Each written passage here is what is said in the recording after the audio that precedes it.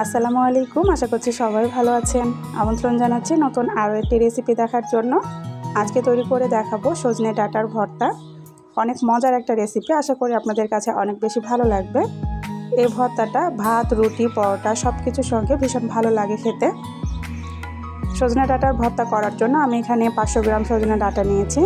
আর ডাঁটাগুলো একটু মোটা দেখে নেওয়ার চেষ্টা করবেন, এতে করে এই ভর্তাটা খেতে বেশি ভালো লাগবে। এবার ডাঁটাগুলোকে আমি কেটে ভালো করে ধুয়ে নিব।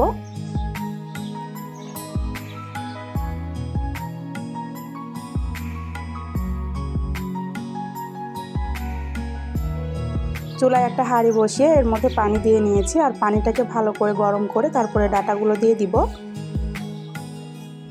ডাঁটাগুলোকে দিয়ে উল্টিয়ে পাল্টিয়ে এগুলোকে সিদ্ধ করে নিতে হবে নেড়ে চেড়ে।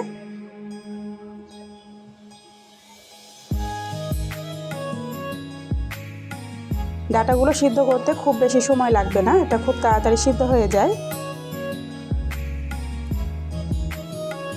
এগুলোকে সিদ্ধ করে নিয়েছি আর চুলাটা বন্ধ করে দিয়েছি। এবার এগুলোকে চুলা থেকে নামিয়ে ঠান্ডা করে নিব।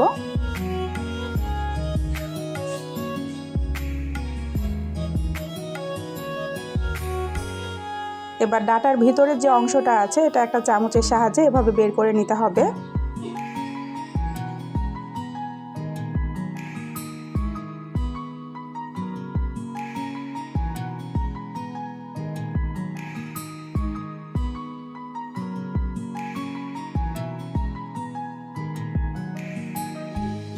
ডাঁটার ভেতরে সব অংশগুলো আমার বের করে নেওয়া হয়ে গেছে। এবার এগুলোকে একটা ব্লেন্ডারের বাটিতে নিয়ে নিচ্ছে। এগুলো পেস্ট তৈরি করে নিতে হবে। আপনারা চাইলে এই কাজটা শিলপাটাও করতে পারেন।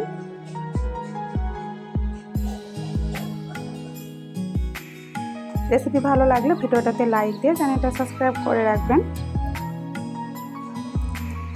এগুলোকে পেস্ট তৈরি করে নেওয়া হয়ে গেছে। এগুলোকে একটা বাটিতে ঢেলে নিব। আর এগুলো এরকম হয়েছে দেখতে। এবার এগুলোকে একটা বাটিতে ঢেলে নিচ্ছি। সজনে ডাঁটা দিয়ে যে এত মজার ভর্তা তৈরি করা যায়, এটা না বানিয়ে খেলে আপনারা বুঝতেই পারবেন না। এটা ভাত, রুটি, পরোটা সব কিছুর সঙ্গে ভীষণ ভালো লাগে। চুলায় কড়াই দিয়ে কড়াই কিছুটা তেল দিয়ে নিলাম। এবার তেলটাকে গরম করে নিয়ে 2টা শুকনো মরিচ দিয়ে দিচ্ছি। দিয়ে এগুলোকে হালকা ভেজে নিব। এরপরে দিয়ে দিচ্ছি 2টা রসুন। আমি রসুনগুলোকে এইরকম গোটা গোটা রেখেছি। এটা ভর্তা করার পর খেতে ভালো লাগবে। আপনারা চাইলে এটা কুচি করেও দিতে পারেন। এবার রসুনটাকে কিছুক্ষণ ভেজে নিয়ে এর মধ্যে দিয়ে দিব পেঁয়াজ কুচি আর কাঁচামরিচ কুচি দিয়ে এগুলোকে লাল করে ভেজে নিব।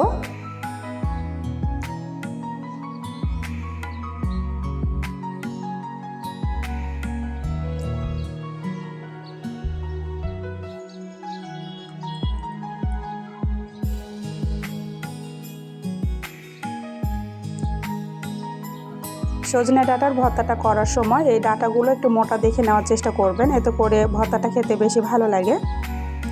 পেঁয়াজ, রসুন আর কাঁচামরিচটা আমি ভেজে নিয়েছি। এর মধ্যে দিয়ে দিচ্ছি একটা টমেটো কুচি, হলুদ গুঁড়া আর স্বাদ মতো লবণ দিয়ে এগুলোকে ভেজে নিব। টমেটোর কাঁচা গন্ধটা চলে যাওয়া পর্যন্ত এগুলোকে ভেজে নিতে হবে।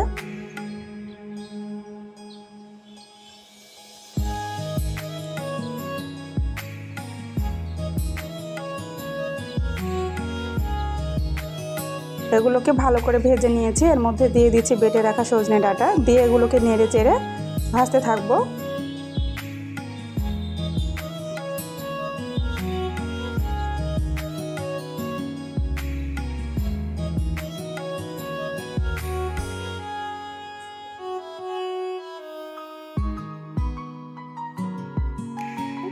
এগুলোকে অনবরত নাড়তে হবে আর ভাজতে হবে। এটা খেয়াল রাখতে হবে যেন তলা থেকে পুড়ে না যায়। এটা পুড়ে গেলে খেতে ভালো লাগবে না।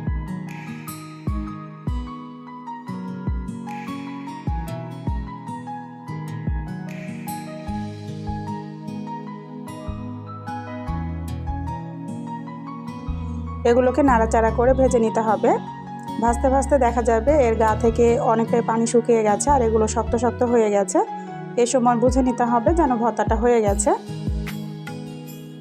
আশা করছি আমার আজকের এই সহজ রেসিপিটা আপনাদের কাছে ভালো লেগেছে। আজ এ পর্যন্তই। আল্লাহ হাফেজ।